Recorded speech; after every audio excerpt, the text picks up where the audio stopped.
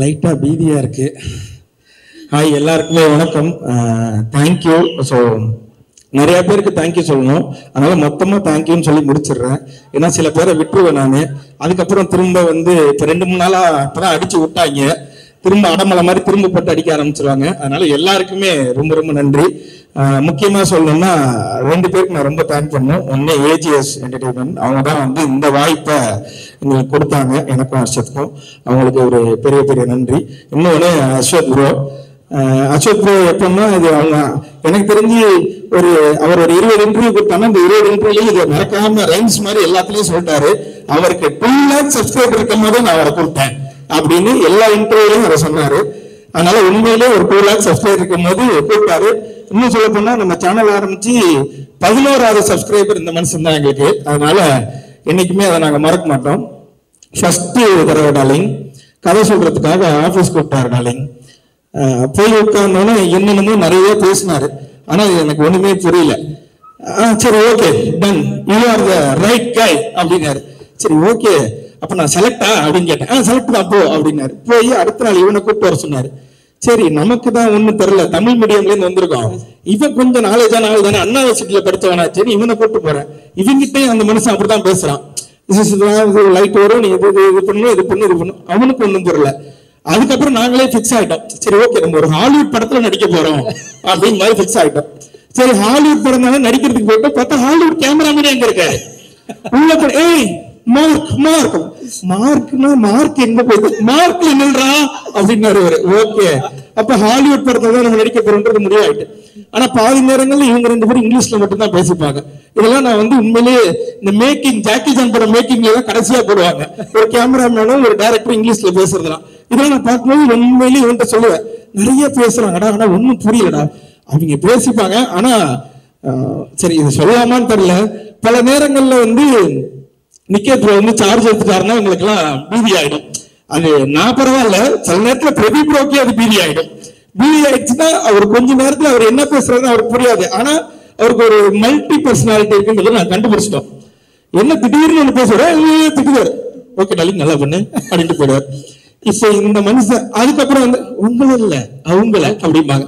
சரி, அவங்களை வேற யாரையோ சொல்லியிருக்காரு அப்படின்னா அவங்ககிட்ட போய் சொல்லுவாரு, உங்களை நீங்க லைட்லாம் கரெக்டா தான் வச்சுக்கீங்க, இவனுங்களதான் சரியா நடிக்கல அப்படின்ட்டு போயிடுவாரு. சோ இந்த படம் உண்மையில ஆரம்பிச்சது ஒரு மாதிரி ஜாலியா ஆரம்பிச்சது, முடியும் போது ஏண்டா முடியுது அப்படின்னு இருந்தது. ஏன்னா 3 பேர் நல்லா சோறு போட்டாங்க, சும்மா சொல்லக்கூடாது, டெய்லி கறி கஞ்சி, அவ்வளவு ஹாப்பியா இருந்தது. நம்ம ஆபீஸ்ல அப்படி ஒரு சோறு பண்ணணும்னு ஏஜிஎஸ் பார்த்து நாங்க பல தடவை உயர்ந்திருக்கோம். ஏன்னா இது திரும்பவும் சொல்லலாமான்னு தெரியல, பல வார்த்தைகள் டப் பண்ணி இது பண்ணி கட் பண்ணி பேசி எடிட் பண்ணி நானே பேச வேண்டியதா இருக்கு. ஏன்னா இதுக்கு முன்னாடி இந்த மனுஷன் வந்து இந்த படத்துல போடும்போது அசோக் வந்து ரீஇன்ட்ரோடியூசிங் அப்படின்னு போட்டாரு. அதுக்கு முன்னாடி நாங்க ஒரு 2 படம் பண்ணோம், சொல்லக்கூடாது, நான் சொல்ல மாட்டேன் 2 பண்ணோம். அதுல வந்து இட்லி கேட்டா இட்லி இல்லைன்னுவாங்க, தோசை கேட்டா வீட்டுல இருந்து எடுத்துட்டு வர மாட்டேங்க. சோ இந்த மாதிரி பிரச்சனை இருக்கும்போது இங்க போன ஒரே நேரத்துல டார்லிங் சிக்கன் இருக்கு டார்லிங், மீன் இருக்கு டார்லிங், அதுக்கப்புறம் சில நேரத்துல பிரதீப் ப்ரோக்கு டயட் ஃபுட்னு எடுத்துட்டு வருவாங்க. ஆத்தாடி ஆத்தா, அதுல என்னென்னமோ இருக்கும் டார்லிங், ஓடுறது போடுறது, பறக்கிறது, தாவறது, நிக்கிறது, நீந்துறது எல்லாமே இருந்துச்சு அவருக்கு. ஆனா எனக்கு ஒரே ஒரு ஆதங்கம் மட்டும் இப்போ வரைக்கும் இருக்கு, இவ்வளவு திங்குறாரு இந்த மனுஷனுக்கு உடம்பு மட்டும் உழவ மாட்டேன்ற ஆதங்கம். அப்படி என்ன நல்லா சாப்பிட கேட்பேன், சமோசா தானங்க, ஆமா, உருளைக்கிழங்கு சமோசா தானங்க, ஆமா, 4 திங்கிறீங்க அப்படியே இருக்கீங்களேங்க அப்படின்னு கேட்பேன். ஆனா தெரியல, அவர் வந்து ஒரு மாதிரி பாதி நேரங்கள் எங்களுக்கு குருவா இருந்தாரு, பாதி நேரங்கள்ல நல்ல ஃப்ரெண்டா இருந்தாரு. நான் அப்படியே வந்துடுறேன், 2-3 பேர் அப்புறம் ஸ்கிப் பண்ணிட்டு போயிடுவேன். அசோக் கூப்பிட்டு கதை சொன்னாரு. சொல்லிட்டு ஷூட்டுக்கு போனதுக்கு அப்புறம் அவர் சொன்ன கதை தான் இப்ப எடுக்கிறாரான்னு எனக்கு இவனுக்கும் பாதி நேரங்கள் சந்தேகம் இருக்கும். நம்மகிட்ட சொல்லும்போது வேற சிலர் வேற எடுக்கிறாரா, அவர் என்ன எடுக்கிறாரோ அதை நடிப்போம், இதுக்கப்புறம் நமக்கு ஏதாவது வாய்ப்பு இருக்கான்னு கேட்டாங்க. எந்த வாய்ப்பும் இல்லை, அப்ப கிடைச்ச வாய்ப்பை யூஸ் பண்ணிப்போம் அப்படின்னு இது பண்ணதுதான். ஆனா எங்களை முழுமையா நம்பி எங்களை கூப்பிட்டதுக்கு அசோக்குக்கு ரொம்ப ரொம்ப நன்றி. ஏன்னா அசோக் வந்து ஃபர்ஸ்ட் கூப்பிடும் போது ப்ரோல ஆரம்பிச்சோம், அப்புறம் வாடா போடா ஃப்ரெண்ட்ஸ் ஆனோம், மாமா மச்சான் ஆனோம். இப்ப என்ன மொழியில நாங்க 2 பேரும் பேசிக்கிறோம் எங்களுக்கே தெரியல. சில நேரங்கள்ல எடுத்தவனையே ஹலோக்கு முன்னாடி ஒரே ஒரு கெட்ட வார்த்தை பேசுறான், ஒத்த வார்த்தை, அதை சொல்லிதான் ஆரம்பிக்கிறானே. அப்படி ஒரு ஃப்ரெண்ட்ஸ் ஆயிட்டோம் நாங்க 2 பேரும். அப்படியே தாண்டி வந்தோம்னா ரவிக்குமார் சார் எல்லாம் பார்க்கும்போது உண்மையிலேயே பயமாவே இருக்கும் செட்ல. ஏன்னா நாங்க காம்பினேஷன்ல எங்களுக்கு நிறைய சீன் இருக்கு. சில நேரங்கள்ல சார் இப்படி நின்னாருன்னா அங்க நிக்க மாட்டோம், நாங்க 2 பேரும் ஓடிடுவோம். சரி அவங்க ஏதாவது சொல்லிடுவாங்க, சூப்பர் ஸ்டாரை வச்செல்லாம் படம் பண்ணவர்களா அவரு, இப்படி எல்லாம் வர நாங்க பேசுவோம். சில நேரங்கள் அவர் காலையில ஒரு மாதிரியே மிமிக்ரி பண்றாரு, அவருக்கு முன்னாடி மிமிக்ரி எல்லாம் பண்ணி காமிச்சோம். ஆனா அவர் அதை கண்டுக்கவே இல்லை. நான் அதுக்காக தான் இன்னைக்கு வரும்போது அர்ச்சனை சொன்னேன், மேலே ஏறி ஸ்டேஜ்ல ரஜினி சார் மிமிக்ரி பண்ணு, டக்குன்னு கூப்பிட்டு அடுத்தது ஏதாவது வாய்ப்பு கொடுப்பாருன்னு. முதை மறந்துட்டு போயிருச்சு, பரவாயில்ல, தேங்க்யூ. அதனால ரவிக்குமார் சார்லாம் உண்மையிலே நம்ம வெளியில இருந்து நம்ம ஒண்ணு பாக்குறோம், காமன் மேனா நம்ம ஒண்ணு பார்க்கும்போது எவ்வளவு பெரிய லெஜண்ட் அப்படின்னு ஒண்ணு இருக்கும்.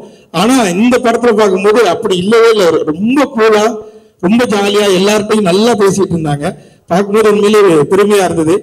நான் எங்க அப்பாட்ட போன் பண்ணி சொன்னேன், அப்பா நீ என்ன படையப்பா படத்துக்கு கூட்டு போனில்ல, ஆமா ஆமா அதோட டைரக்டர்லாம் இருக்காருப்பா இங்க அப்படிலாம் சொன்னேன். எங்க அப்பா நம்ப மாட்டேன்ட்டாரு. அவர்கிட்ட நான் கடைசியா ஒரு போட்டோ எடுத்துக்கணும், இந்த ஸ்டேஜ் சாக்க வச்சு கேட்டுக்கிறேன், சார் எனக்கு ஒரு போட்டோ மட்டும் கொடுத்துருங்க. எங்க அப்பா இன்னமும் நம்பல, நான் படத்துல நடிக்கிறேன்னா நீ என்கிட்ட வீட்டுல நடிக்கிற, அங்க போய் நடிக்கிறேன் அப்படின்னாரு. அவ்வளவுதான். இதுக்கப்புறம் Pradeep bro full jolly. College படம், காலேஜ்ல என்னென்னலாம் பண்ணக்கூடாதோ அதெல்லாம் நாங்கள் அந்த காலேஜ்ல பண்ணோம், ஜாலியா இருந்தோம். நல்ல மனுஷன் உண்மையிலே. எந்த இதுவுமே இருக்கு, நான் அந்த ஸ்டார்டம்ல இருக்கேன், நான் ஹீரோ, இது மாதிரி எந்த இதுவுமே அவர் கிடையாது. அவர் டீம்ல ஒருத்தர எங்களை உள்ள போன அன்னைக்கே சேர்த்துக்கிட்டாரு. நிறைய விஷயங்கள் ஷேர் பண்றதா இருக்கட்டும், அவரு பண்ண ஷார்ட் பிலிம்ல ஆரம்பிச்சு இப்போ அவருக்கு நடக்கிற அவரோட கதைகள் வரைக்கும் எல்லாத்தையுமே எங்கள்கிட்ட சொல்லுவார். அது மாதிரி எங்களுக்கு ஏதாவது ஒண்ணு, இது தலைவா, இது என்ன பண்ணலாம், இது என்ன பண்ணலாம்னா இதை இப்போ பண்ணிடாதீங்க, இது கரெக்டான குரோத்தா இருக்காது, இதை பண்ணதுக்கு அப்புறம் தான் நீங்க இதை பண்ணணும் இப்படின்ற மாதிரி எங்களுக்கு ஒரு பயணியரா நின்று, அது எங்களுக்கு முன்னாடி இருந்த ஒரு யூடியூபரா அவரை நாங்க ஃபீல் பண்ணோம். ஸோ ஒரு மூத்த யூடியூபர் எங்களுக்கு அடுத்தது அதை அவங்க கொடுத்தாங்க. மித்தபடி எனக்கு இங்க இன்னைக்கு தான் நிறைய பேர்த்த பார்த்தேன், அதனால எனக்கு பாதி பேர்த்த தெரியாது. இதுக்கெல்லாம் இவங்க எல்லாருக்குமே ரொம்ப நன்றி. அதையும் தாண்டி இந்த பின்னாடி உட்கார்ந்துருக்கவங்களுக்கு ரொம்ப ரொம்ப நன்றி, தேங்க்யூ. நீங்க வீடியோ பார்த்தீங்க, அந்த வீடியோ மூலமா கொஞ்சமா ஏதோ பேர் கிடைச்சது, அந்த பேர் எடுத்துட்டு வந்து இன்னைக்கு இந்த இடத்துல நிக்கிறோம். ஸோ 21ஆம் தேதி டிராகன் படம் தியேட்டர்ல ரிலீஸ் ஆகுது. எப்படி யூடியூப்ல பாத்தீங்களோ அதே மாதிரியே தியேட்டர்லயுமே வந்து இந்த படத்தை பார்த்துட்டு கண்டிப்பா உங்களுக்கு எல்லாருக்கும் பிடிக்கும், சப்போர்ட் பண்ணீங்கன்னு நினைக்கிறேன். நன்றி, thank you darling. Thank you darling. But இன்ஸ்டால ஒரு ஸ்டோரி அப்போ போட்டிருந்தாரு இயக்குனர், இந்த மாதிரி இந்த வருஷத்தோட பெஸ்ட் நடந்த விஷயங்கள் அப்படின்னு சொல்லி நிறைய விஷயங்கள் கோட் பண்றப்போ ஒரு தடவை உங்களை கோட் பண்ணி ஏதோ ஒரு ஸ்டோரி போட்டிருந்தாரு. அதை பார்க்கும்போது அவ்வளவு சந்தோஷமா இருந்து அந்த ஸ்டோரியை பார்த்தோம். இன்னைக்கு இப்படி டிராகன் ஸ்டோரியில உங்க ரெண்டு பேரையும் பார்க்கலாம், எங்களோட டார்லிங் பாக்குறாரு அப்படின்றது மட்டும் சொல்லணும். இப்படி இந்த மேடை வந்து நிக்கிறதுக்கு, ஏன்னா படத்துலயும் அவ்வளவு சூப்பரா சக்சஸ் தேடி போற ஒரு ஃப்ரெண்டு, இப்போ ஒரு சம்பளம் காசு இல்லைன்னா கூட ஏன்டா எங்ககிட்ட வாங்கி கொடுக்குற அளவுக்கு ஒரு நல்ல நண்பரா இருக்கீங்க. ஸோ நட்பை எங்க விஜய் சித்து எப்படி பாக்குறாரு? அந்த ஃப்ரெண்ட்ஷிப் தான் இங்கே நிப்பாட்டி இருக்கு. அந்த ஃப்ரெண்ட்ஷிப் தான் எனக்கு விக்னேஷ்காந்த் மீட் பண்ண வச்சது. அந்த ஃப்ரெண்ட்ஷிப் தான் இவ்வளவு தூரம் கொண்டு வந்தது. இவ்வளவு பேர் வீடியோ பார்த்த ஃப்ரெண்ட்ஷிப் தான் இதை என்னை இவ்வளவு தூரம் வளர்த்து விட்டது. அதே மாதிரி படத்துலையும் என்னோட கேரக்டர் பேர் அன்பு. நானும் பிரதீப் வந்து பயங்கரமான ஒரு, அந்த காலத்துல ஒரு சூர்யா தேவா அப்படின்னா அடுத்த காலத்துல இந்த அன்பு பேர்லாம் ரிவீல் பண்ணலாமா? சொல்லக்கூடாதா? இன்னும் அங்கேயும் மிரட்டுற, நீ வெளில வாடி. அதனால அதான் பேர் ரிவீல் பண்ற, என் பேர் அன்பு. அந்த மாதிரியான ஒரு நட்பு இந்த படத்துலையும் பார்க்கலாம். நிறைய பேர் வந்து இத நிறைய இடங்கள்ல சொல்லிக்கிட்டே இருந்தாங்க, இது வந்து அந்த படமா இருக்கு, இது வந்து இந்த படமா இருக்குன்றது. ஆனா இது நான் பார்த்துட்டேன், அதனால சொல்றேன், நீங்க யோசிக்கிற எந்த படம் மாதிரியும் இருக்காது. இது புதுசா ஒரு நல்ல படமா உங்களை என்டர்டெயின் பண்ற படமா தான் இருக்கும். அதுல நான் ஷியரா சொல்றேன். தேங்க்யூ.